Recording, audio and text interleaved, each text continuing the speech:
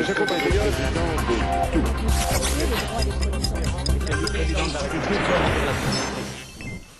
Peut-être qu'on peut commencer en disant voilà, Gérard Chevalier propose un nouveau parti, former un nouveau parti ouvrier. Oui, un de plus. Voilà, un de plus, ou est-ce que vous le rejoindrez? Évidemment non. Ce matin, il y avait une dépêche qui disait que Sarkozy citait. Voilà. Ne vous laissez pas voler vos idées, ne vous laissez pas voler votre bulletin de vote. Vous êtes des électeurs du centre, refusez d'être entraînés dans une alliance qui est là de Besançon à Royal.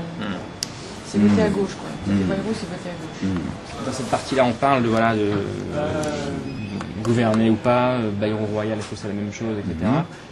Et à mon avis, il ne voudra pas qu'on vienne, Jean-Pierre, sur le consigne de vote du second tour tout de suite. Oui, Non, généralement c'est tard. plutôt C'est vers la, plus tard. oui, c'est plutôt à la fin ça. Il faut aller assez loin, et lui, il coupera quand il voudra parler d'économie, je crois. Moi j'aurais une question sur les impôts derrière. Il veut supprimer la TVA. 175 milliards d'euros, c'est ce que rapporte la TVA.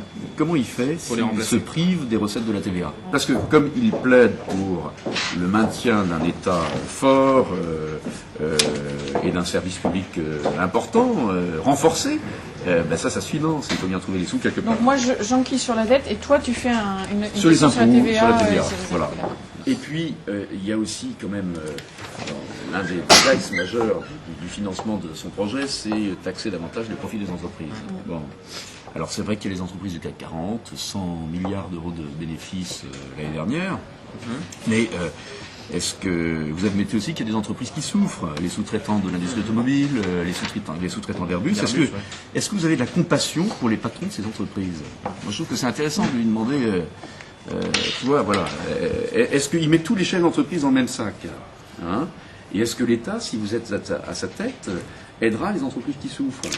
Il faut être technique aujourd'hui avec quelqu'un comme Olivier Besancenot. Oh non, faut pas être trop technique. Il faut essayer de quand même d'aller un petit peu plus loin dans son programme, d'essayer de voir quelle est la cohérence, hein, comment il finance ses mesures, parce qu'il y a des mesures très généreuses, d'accord, mais derrière, il faut que les finances suivent. Et sa grande idée, c'est une nouvelle répartition des richesses, taper dans les profits des entreprises pour redistribuer l'argent récupéré auprès des travailleurs, des personnes en situation difficile.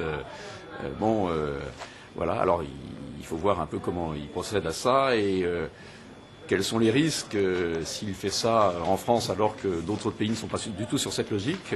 Bon, voilà. Et il a prévu de décapiter les aristocrates aussi.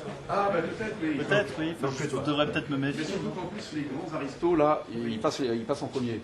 Il te fait peur, Besancenot? Je suis journaliste, je suis impartial, je peux rien dire.